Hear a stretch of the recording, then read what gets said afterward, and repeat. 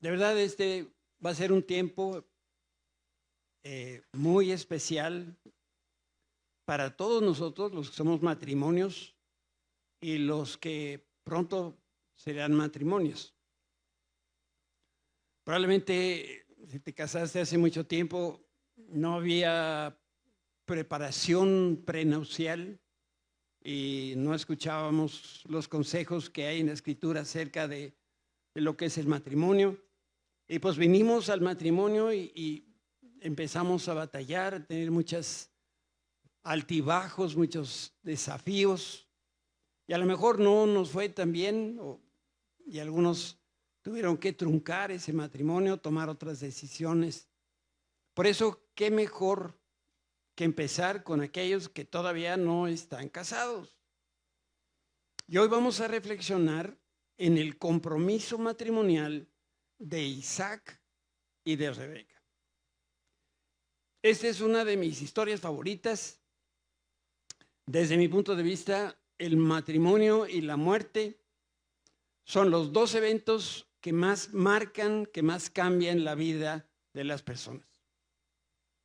Al matrimonio lo añoramos, lo buscamos, lo planeamos quizá con mucha emoción, pero a la muerte le tenemos pavor. No nos gusta ni siquiera hablar, ni mucho menos pensar en la muerte.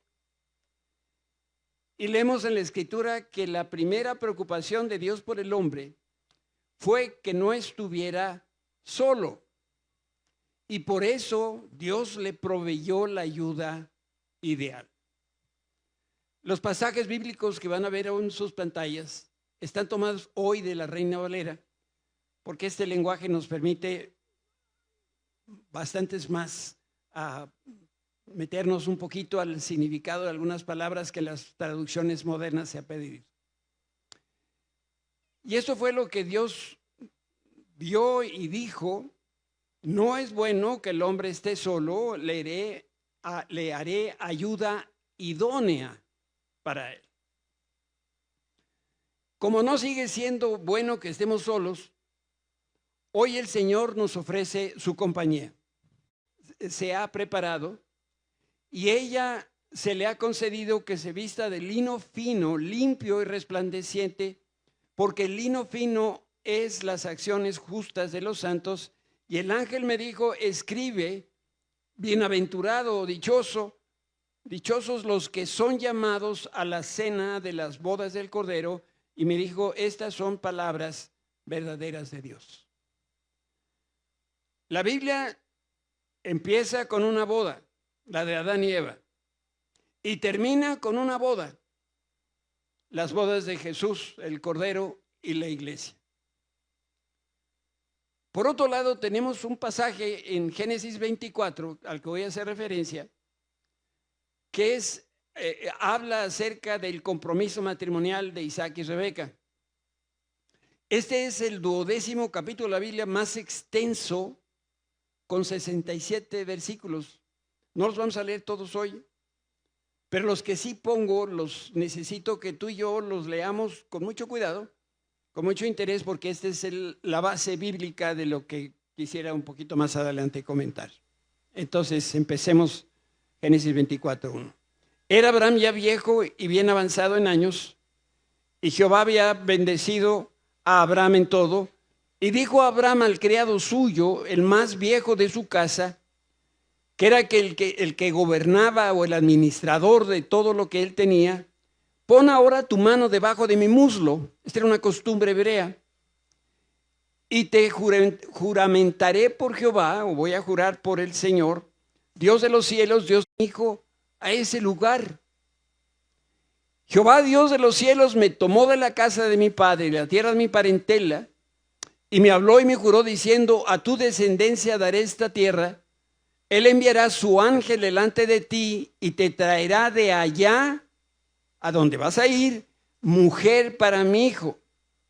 Dios le estaba diciendo a Abraham, el papá, que ya Dios escogió a la esposa para su hijo Isaac. ¿Correcto? Háganme así. Ok. Entonces, el criado puso su mano debajo del muslo de Abraham, su señor, y le juró sobre este negocio. Y el criado tomó 10 camellos de los camellos de su señor y se fue tomando toda clase de regalos escogidos de su señor y puesto en camino, llegó a Mesopotamia, a la ciudad de Nacor. Cuando llegó a Nacor, hizo arrodillar a los camellos fuera de la ciudad, junto a un pozo de agua a la hora de la tarde, la hora en que salen las doncellas por agua. Va a ser bien importante notar que en ese pasaje hay un énfasis sobre las doncellas. Y dijo Dios: te ruego el tener hoy buen encuentro y haz misericordia con mi señor Abraham. Esta era la oración que hacía el siervo de Abraham. He aquí, yo estoy junto a la fuente de agua y las hijas de los varones de esta ciudad salen por agua. Sea pues que la doncella, otra vez, a quien yo dijere, baja tu cántaro, te ruego, para que yo beba, y ella respondiere, bebe y también daré de beber a tus camellos, que sea esta la que tú has destinado para tu siervo Isaac. Y en esto conoceré que habrás hecho misericordia de mi señor. Y aconteció que antes de que él acabase de hablar, he aquí Rebeca, que había nacido en Betuel, hijo de Milca, mujer de Nacor, hermano de Abraham, la cual salía con su cántaro sobre su hombro.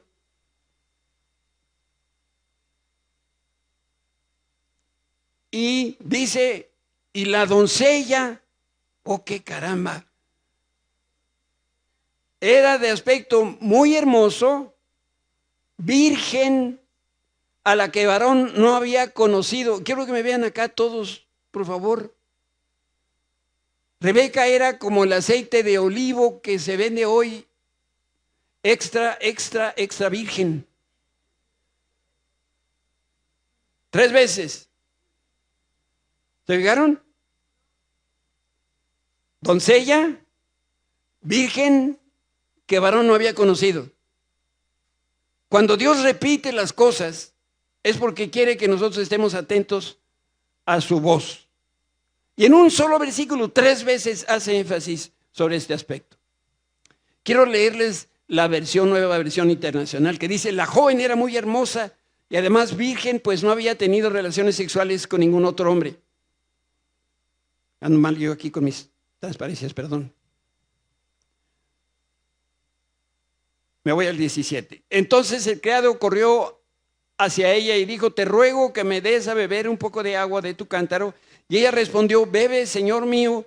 Y se dio prisa a bajar su cántaro sobre su mano y le dio a beber. Y cuando acabó de darle de beber, dijo, también para tus camellos sacaré agua hasta que se acabe de beber. Y se dio prisa y vació su cántaro en la pila y corrió otra vez al pozo a sacar agua y sacó para todos los camellos. Y el hombre estaba maravillado de ella cuando callando para saber si Jehová había prosperado su viaje o no.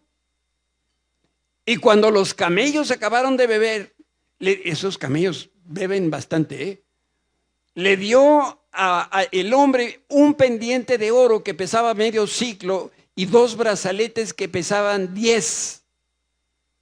¿Saben qué es esto? 120 gramos de oro, el equivalente a 300,000 pesos de ahorita.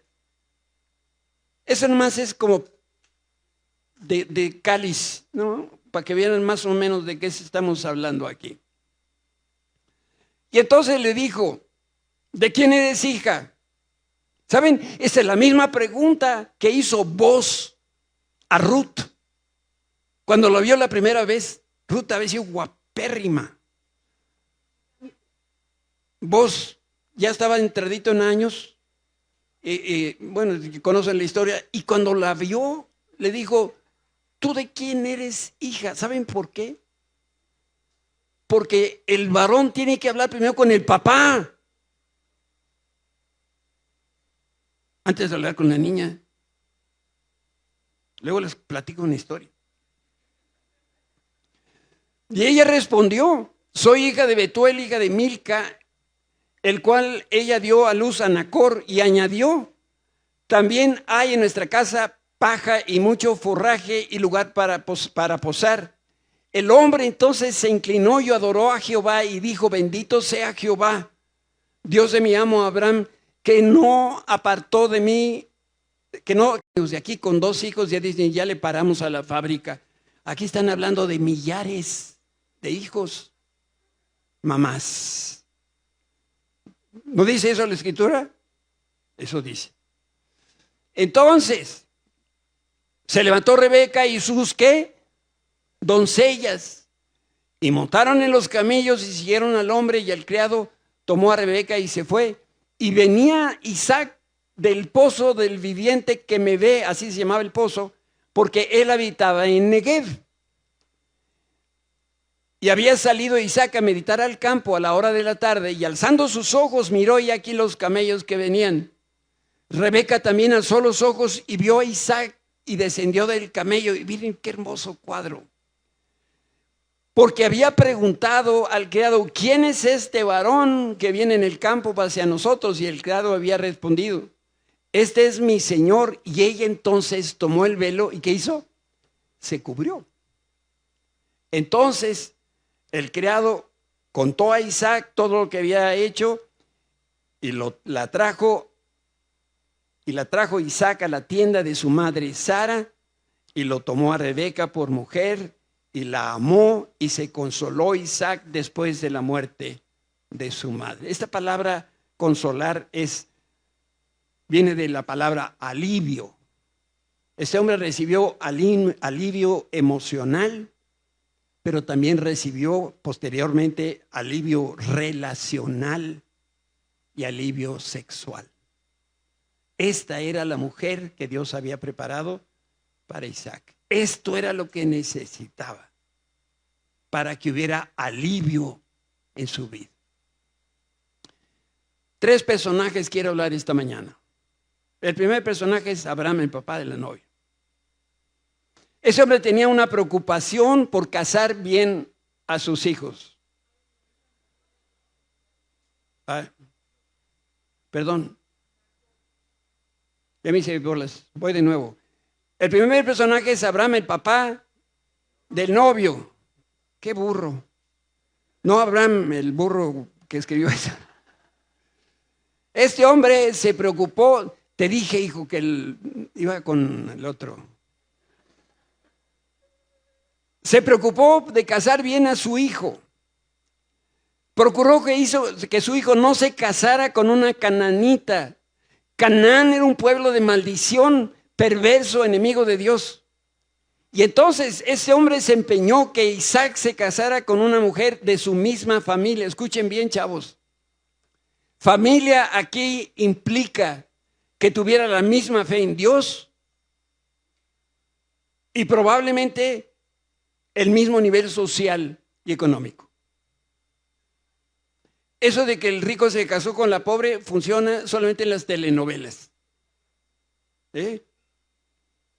Insistió que su hijo no saliera de la zona geográfica donde vivía la familia. No quería exponer a su hijo al peligro de otras formas de pensamiento, de otro estilo de vida pagano. Abraham no quería que su hijo habitara donde seguían costumbres distintas a las del pueblo hebreo. Abraham no quería que su hijo saliera ni siquiera a la esquina de su casa. Papás que tienen hijos solteros, les doy el primer consejo, totalmente gratuito. Amarren a sus hijos solteros y a sus hijas solteras con lazos de amor. Ahora, si se resisten, acero templado, que no salgan.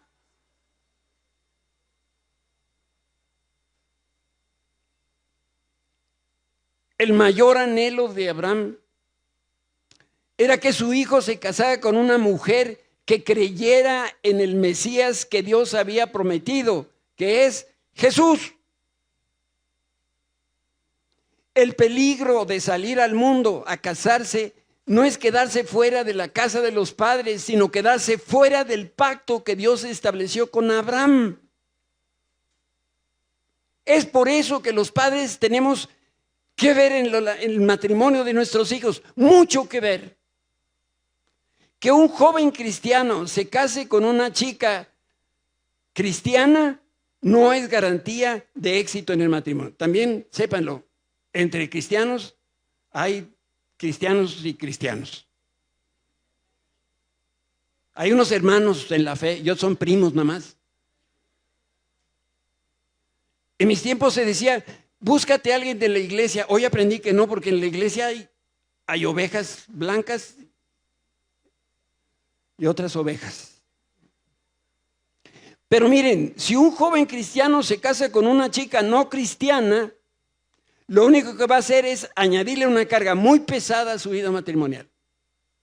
Y si el joven varón no es cristiano, yo le pregunto a la chica cristiana, ¿cómo van a ser las decisiones que tome el sacerdote y pastor de tu casa que no conoce a Cristo y que no conoce lo que dice la palabra de Dios? ¿Cómo puede ejercer de pastor un hombre que no cree en Cristo? Dime, pues no puede.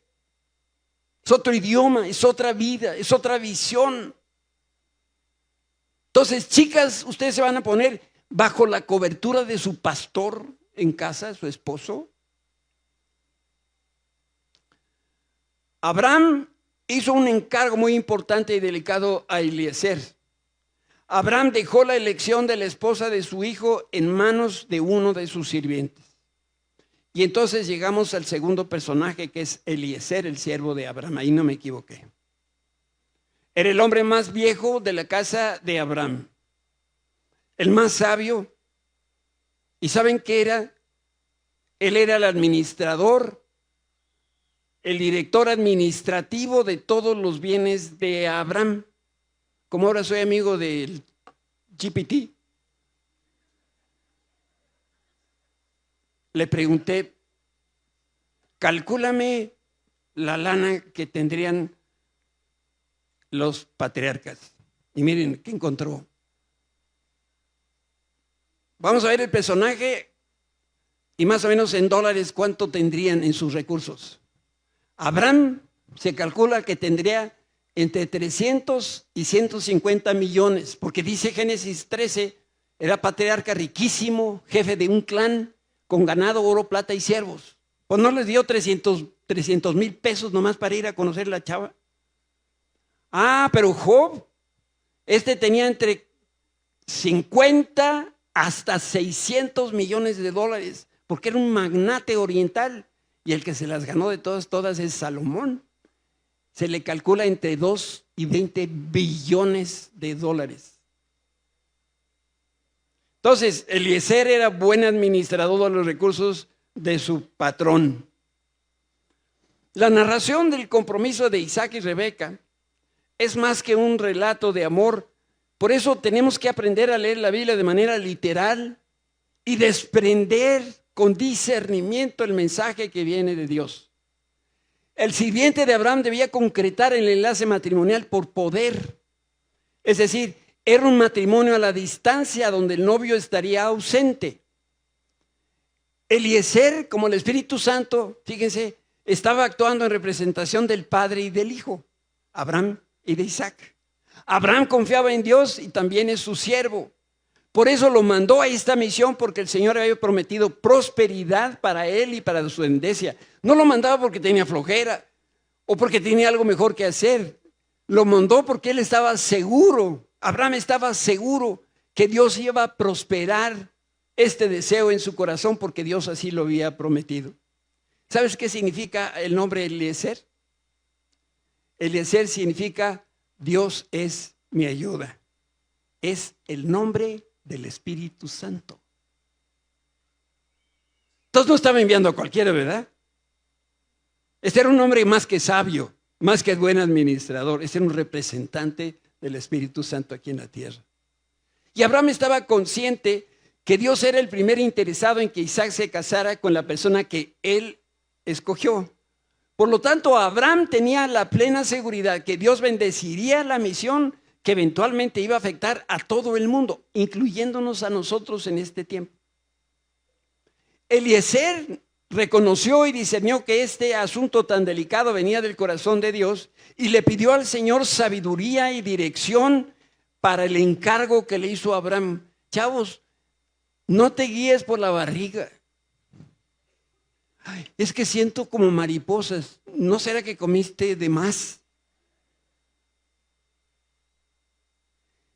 Discernimiento, sabiduría de Dios para la segunda decisión más importante de la vida. Igual que Gedeón, Eliezer extendió como ese vellón de lana, ¿se acuerdan la historia? Que le pidió al Señor, si tú quieres que yo venza a los enemigos, que amanezca mojado aquí y seco acá. Y luego al día siguiente, como todavía tenía dudas, le dijo, ahora al revés, que esté mojado acá y seco aquí. Es lo mismo que hizo Eliezer. Pidió que la mujer que Dios escogiera, Isaac, que fuera una mujer que le diera agua de beber a él y a sus animales. En la cultura de aquellos días esto era prácticamente imposible. Una mujer, especialmente una soltera, nunca hablaría con un hombre en público y menos si era extranjero. Era una prueba difícil. Que esto le iba a dar certeza de que realmente Dios estaba detrás de esto. Y además Abraham definió el perfil de la esposa para su hijo. Esta mujer tenía que tener virtudes para ser la esposa de Isaac. La primera, 3 veces virgen, virgencísima. Esta mujer era doncella, virgen a la que Balaam no había conocido. Una chica humilde, hacendosa, educada, trabajadora, hospitalaria, cortés, amable con los extranjeros.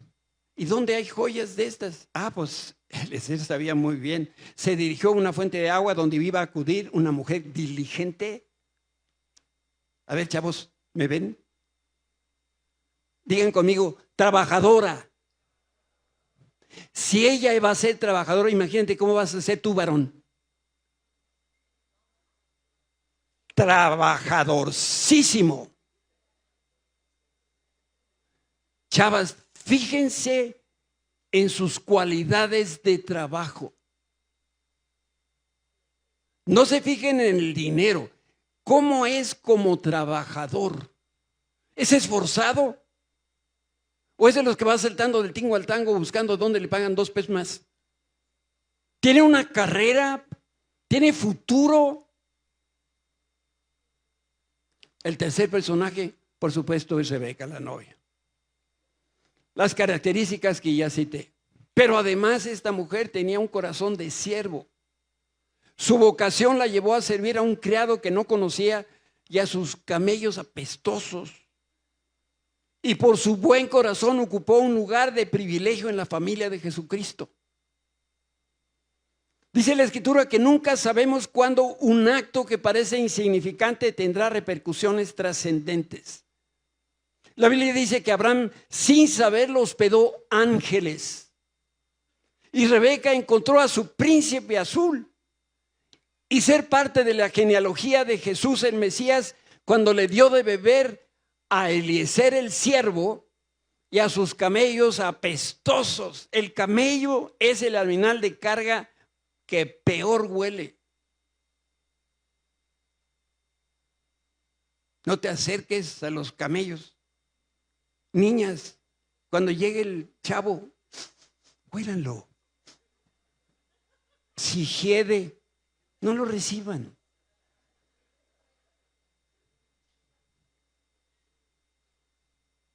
Yo les platico otra historia. Es que ayer, como hubo taller de matrimonios, dije algunas y me está costando llegar a la casa. El arreglo matrimonial, dice este negocio, la Biblia dice este negocio que hizo Eliezer con la familia de Rebeca. Eliezer presentó a la familia de Rebeca la especie de un resumen ejecutivo de la situación económica de Abraham. Ese hombre era bien sabio. En pocas palabras le dijo: mi patrón es un hombre poderoso y adinerado. Isaac es el único hijo, el heredero universal de todos los bienes de su papá. Y en esto vemos una sombra de Jesucristo, porque dice la Escritura que Dios, habiendo hablado muchas veces y de muchas maneras en otro tiempo a los padres por los medios de los profetas, y en estos tiempos posteriores días nos ha hablado por el Hijo, a quien constituyó, ¿qué? Heredero de todo. Isaac es una figura de Jesucristo, heredero de Abraham. Jesucristo es heredero de todo. ¿Que estaba esto en los planes de Dios? Por supuesto que estaba en los planes de Dios. Eliezer explicó a la mamá y al hermano de Rebeca el encargo que le hacía a su hermano de buscar esposa para su hijo. Esa ayuda idónea debía venir de la misma familia de Abraham, de la misma fe y de la misma cuna. Les contó de ese encuentro que tuvo con Rebeca y este hecho, además de ser providencial, era una confirmación que Dios lo dirigía en la elección de la esposa de Isaac. Este era un argumento poderosísimo de venta. Pues Dios me dijo. Aquí hay este elemento que no soy solamente yo el que está evaluando, Dios mismo.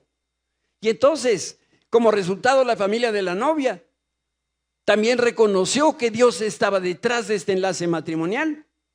Esa era otra confirmación que el Espíritu Santo trajo convicción a las dos familias del matrimonio de Isaac y de Rebeca. Después que Rebeca recibió la bendición de la familia, de inmediato decidió reunirse con el novio, dejó todo lo que tenía para unirse con Isaac, cambió de forma de vida, cambió de familia y hasta cambió de lugar de residencia. Así de ingratas son las hijas. Se casan, se van lejos, no les importa abandonar a su padre. De vez en cuando un whatsappazo ahí. ¿Cómo estás, viejo?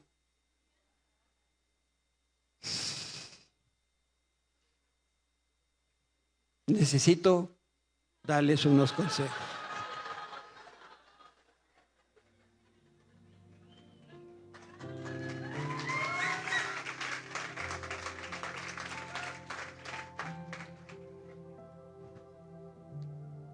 Ya sé, te conozco también que estás pensando, el matrimonio de un señor que ni conozco. ¿Qué tiene que ver conmigo? Y sobre todo, ¿de qué me sirve toda esta aparente información? Quiero decirte, en primer lugar, si eres soltero y te quieres casar, porque hay solteros que no se quieren casar, pero si tú te quieres casar, lo primero que debes de comprender es que Dios escoge a la persona con la que Él quiere que tú te cases. Aquí es donde parte este asunto tan delicado. Es Dios escogiendo para ti. Nosotros nos podemos equivocar en la elección, pero el Señor nunca se ha equivocado. Dios eligió a Rebeca para Isaac. En su tiempo el Señor te va a traer a la chica o al chico. Así que tranquilo. Te digo algo para aplacar la angustia. A Dios no se le ha ido un solo tren. Porque algunas dicen, ya se me fue el tren. A Dios no, Es que yo a esta edad ya no pesco nada. Pues será por otras razones. Te quiero dar otro consejo. El suegro en esta historia, como en la de Moisés, juega un papel clave en el matrimonio. Le estoy hablando a los dos, a la niña y al niño. Recuerda que la bendición de Dios viene de la cabeza a la familia. Tú que te vas a casar, Dios va a traer la bendición de ti a tu familia. Pero antes de eso, tu padre y el padre de la chica, a través de ellos viene la bendición. Si por alguna razón no hay bendición a los padres de tu chica o de tu chico, cuidado. Algo está ahí que no debería estar. En mi caso, mi suegrito no me recibió con los brazos abiertos, Fue con una AK-47 automática de 30 calibres, de 30 cartuchos. Pero él fue un hombre muy sabio y yo aprendí mucho de sus consejos y lo quiero mucho. Pero así que me dijera, mijito, ¿te estaba esperando? No, ¿eh? Un tercer consejo. Si tú andas con alguien, o si no tienes con quién andar, porque hoy la gente no utiliza otros lenguajes, antes de verle los ojitos a la chica o al chico, debes estar seguro que cree en Cristo. Y no solamente que cree, que da testimonio de ser un hijo de Dios. Entiende que el matrimonio es un yugo, porque así lo dice la Escritura. Y no te puedes unir en un yugo desigual con los paganos. Si no cree en Cristo, discúlpame, es un pagano, es una pagana, no sé en qué crea. No te puedes casar en yugo desigual. Como pastor, a mí me han dicho los dos o uno de los dos que son cristianos para que yo los case, pero al poco tiempo me entero que uno o los dos no son cristianos. Te digo algo, perdón que sea tan brusco, pero yo no tengo problema, ¿eh? El problema lo tienen ellos. A mí me pueden decir lo que quieran. Yo no puedo tener la certeza de que tú eres salvo, ni cómo hacer. Es que viene todos los domingos y es que parece la mera verdad. ¿Y tú qué te vas a casar? Papás, no digas, pues ya mi hija ya decidió. No digas, yo no le puedo decir nada, ya es adulto. Tampoco digas, yo no puedo hacer nada. Ya se casaron.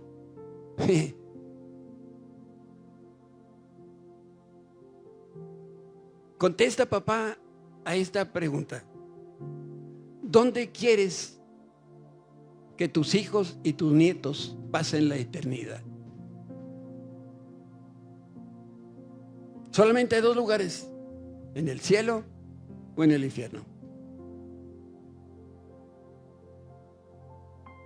¿Y qué tiene que se case con este o con esta? Muchísimo. Piensa que de ti depende o puede depender la vida eterna de tus hijos, estos dos que se van a casar, y de tus nietos que ni siquiera aparecen en la escena. Pronúnciate y di, no te casas.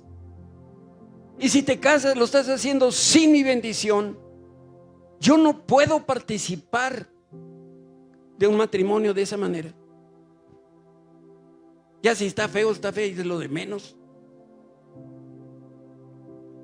Hijos y padres, Dios es el que elige con quién se van a casar los hijos. Esta es la segunda decisión más importante. La primera es creer en Cristo. Si tú estás escuchando la voz del Espíritu Santo, Él te va a llevar de la mano y te va a mostrar la verdad, porque este es el ministerio del Espíritu Santo, como lo vimos en la historia de Rebeca. ¿Quién te va a guiar a la chica o al chico? El Espíritu Santo. Dios presentó a Eva a Adán y él la recibió como esposa. Claro, no había muchas alternativas, pero esa es otra historia.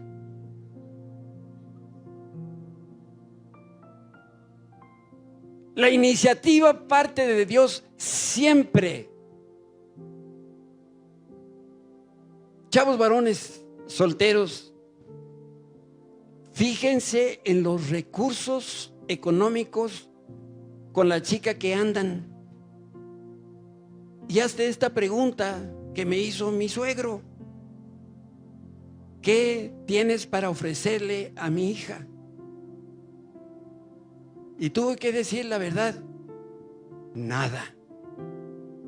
Y entonces me dijo, pues hay unos vidrios, estamos comiendo en un restaurante cerquita de su oficina. Yo sabía que ese lugar le gustaba, carísimo. Yo lo invité pensando que él iba a pagar.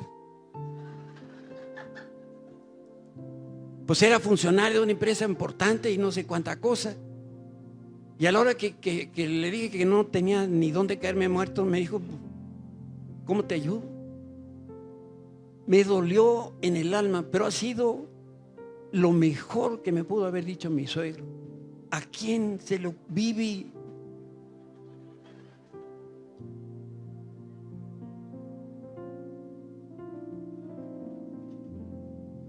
Chavos, varones, a chambear. Que cuando menos tú le des lo que ella recibe en su casa. Así como ella come en su casa, que así coman juntos. Ella viaja, tú gana para poderla llevar de viaje. ¿Qué viste Christian Dior, manito? Christian Dior. Pues ¿cómo?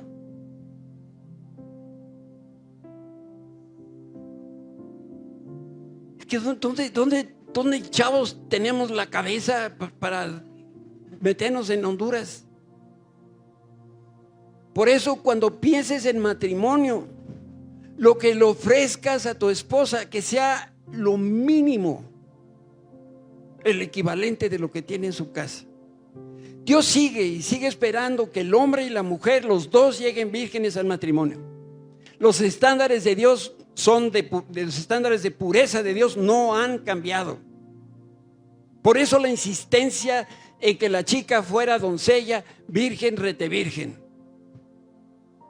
Y sigo creyendo que el mejor regalo de bodas de un novio a su novia es que la noche de bodas él le entregue a ella su virginidad. Y el mejor regalo de la chica para el novio es que la noche de bodas ella le entregue a él su virginidad. Ese es el plan de Dios. Perdón, lo que voy a decir puede ser muy gráfico y lastimar los oídos de alguien. No es mi intención ofender. Cuando se consuma el matrimonio y los dos son vírgenes, el himen de la mujer se rompe, hay un sangrado que queda en el pene del hombre. Se selló el pacto matrimonial.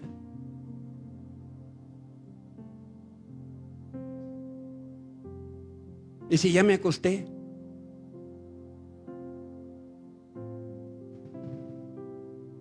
ay, nanita, con toda la pena del mundo, yo digo, yo no llegué virgen al matrimonio. Eso sí. Y me da vergüenza decirlo. No cometas la misma equivocación. Y si no eres virgen, pídele perdón a Dios. Voy a decir algo que no está en la Biblia. Yo creo que Dios puede darte una virginidad espiritual y regreses a un estado de pureza. Deja de estar acostándote, de saltar de una cama para otra. Y si estás casado, peor tantito. Hombres de una sola mujer, mujeres de un solo hombre.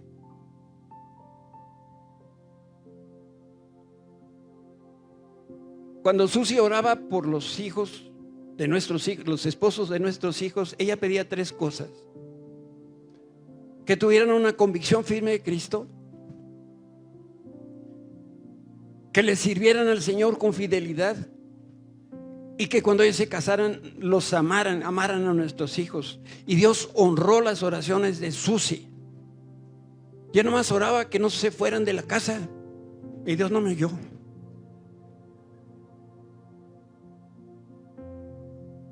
Si ustedes vieran las despedidas con Laura en Houston, híjole, cualquier drama isabelino se queda corto. ¿Quién sabe cuántos años lleva? Ya 25 años y cada vez que nos despedimos me duele. Hijo, regresa a la casa, estás a tiempo. Si quieres, tráete a la consuegra. Papás, los hijos necesitan más que permiso de casarse. Necesitan la bendición de sus padres, y si no cuentan con la bendición de los 4 padres, más vale que esa relación no siga adelante. Y mi último consejo: esta tarea de escoger quién solamente es posible a través del Espíritu Santo. Y es el Espíritu Santo el que te va a dar convicción de que es fulanita, de que es fulanito. Y los padres tendrán que tener la misma convicción del Espíritu, que el chico con el que sale mi hija, ese es el que Dios me ha dicho a mí como su papá, que es la persona que Dios escogió para él o para ella. Y entonces sí se pueden casar. Yo quiero pedir a todos los solteros que se quieren casar que se pongan de pie para orar.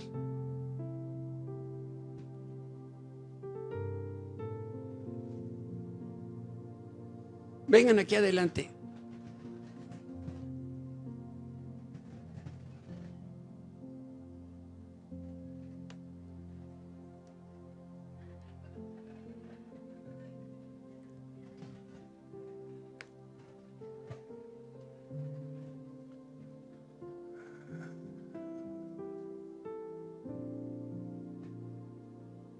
Híjole, chavos varones, qué feos están. Yo no creo que la libren, pero vamos a estar orando por ustedes. Denle a Becky sus nombres y la foto para estar orando todos, intercediendo, aclamando al Señor que sea misericordioso y que encuentren a alguien que no vea, que los quiera o algo. Chavas, no existe el tren. No se les va nada, el tren no se va, no hay tren. Es Dios el que escoge. Hasta que Dios no les diga, esta es la persona. Hasta que Dios no le diga a tus papás que esta es la persona. Hasta que no veas tú en el otro la fe de Cristo y su testimonio que de verdad cree en Cristo, hasta entonces da el primer paso y andas con Él. Y después, cuando esto va tomando forma, ustedes varones tienen que acercarse con sus futuros suegros y con todo amor y con todo respeto, pedir permiso para conocerse un poquito mejor. Y que ustedes estén seguros que quieren pasar toda la vida con la persona que Dios escogió para ustedes. Y si dice que no, háganle caso.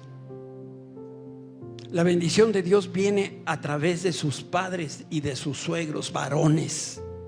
Échenle mucho ojo a su suegro.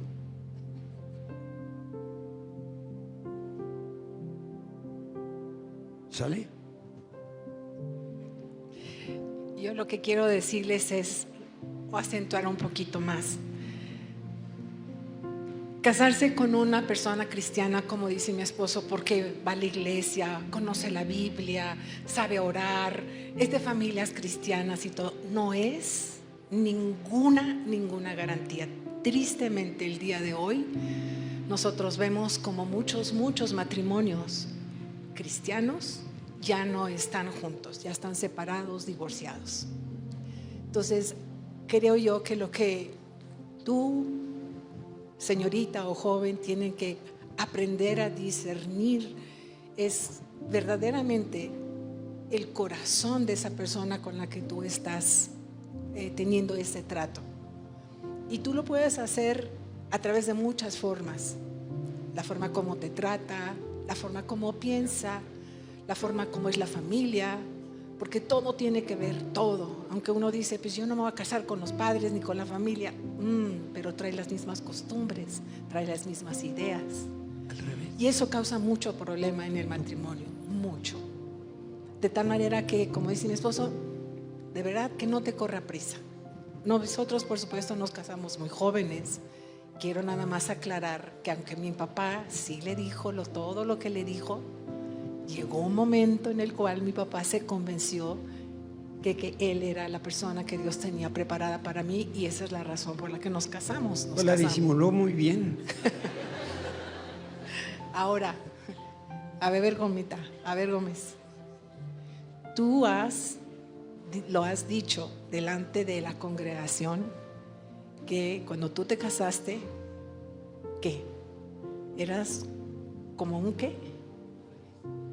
Como un adolescente.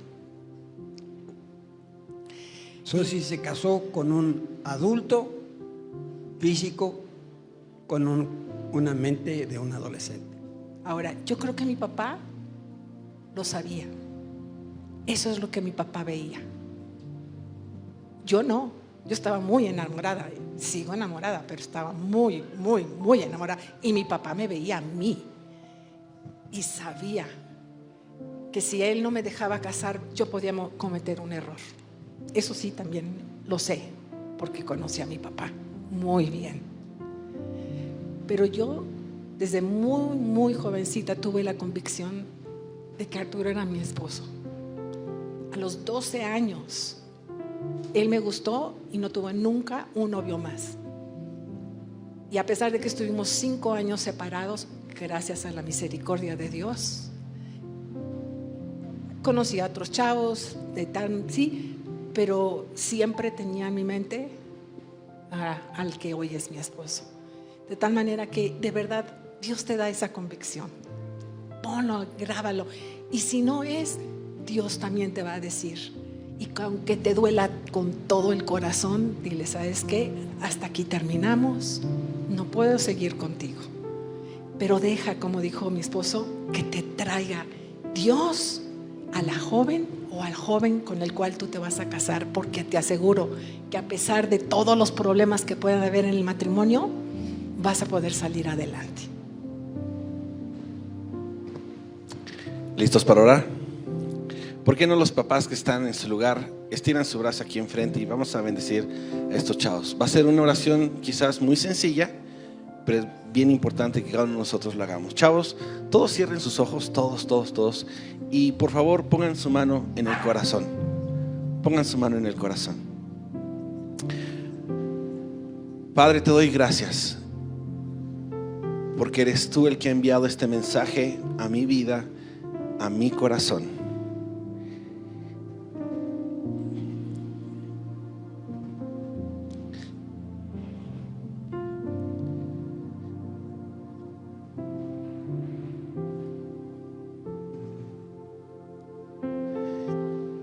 Y te quiero pedir perdón.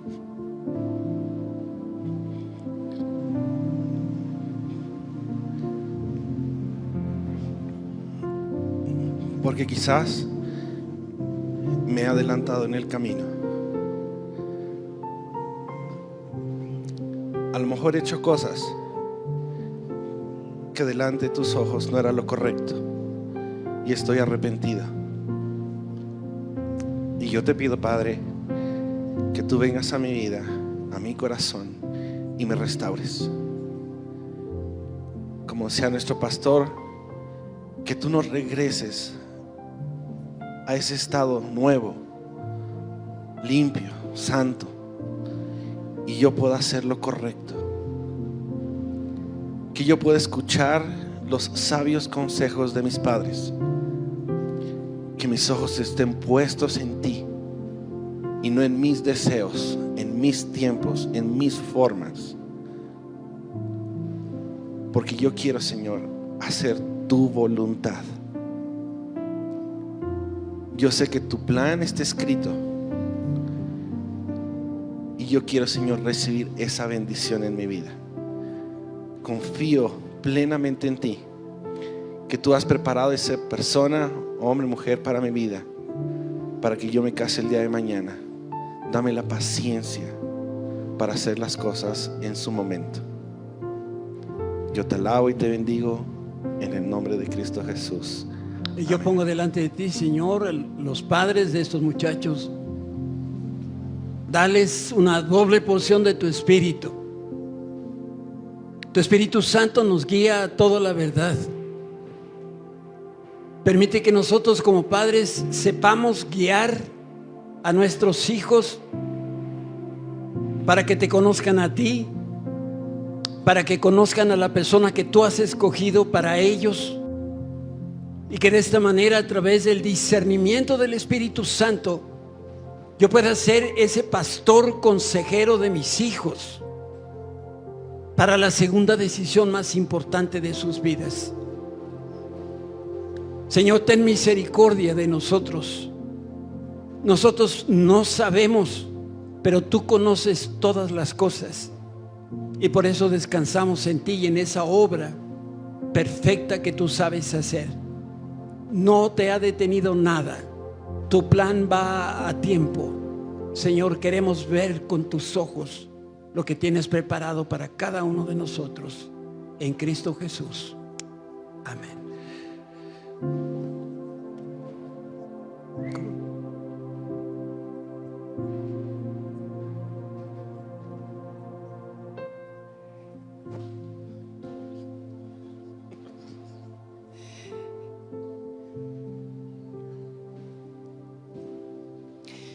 Yo sé que a lo mejor hay papás aquí que tienen hijos casados, pero no que se casaron en ese yugo igual. Y hoy pueden estar sufriendo esas consecuencias. Pero déjame decirte una cosa, tenemos un Dios poderoso, un Dios grande y fuerte y temible, y Él dice que guarda el pacto, su misericordia sobre aquellas personas que se acercan y que le aman. De tal manera que yo quisiera que se pusieran en pie esos papás para poder orar en este momento por esos hijos que a lo mejor no están en Cristo, pero que necesitan regresar. Y déjame decirte, Dios te puede utilizar a ti.